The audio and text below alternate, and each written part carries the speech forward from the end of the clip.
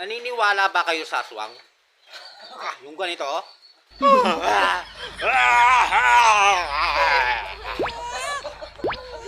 Hindi ko alam kung paano ang reaksyon. Pero alam nyo ba, Parang tanga si Papa mo ba? Hindi na ang aswang, nabuhay lang yan sa ating isip. Kasi, nung mga bata pa tayo, ang Taiwan!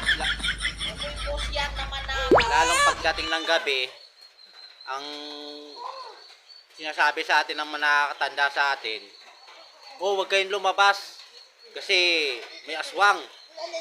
So yun, tumanim sa isip natin. Alam, mag-YouTube nga ako eh. Hindi naman yung Facebook eh. Tain mo, huwag ka magkano ng... Sa vlogger yan sa YouTube, pang katatawanan.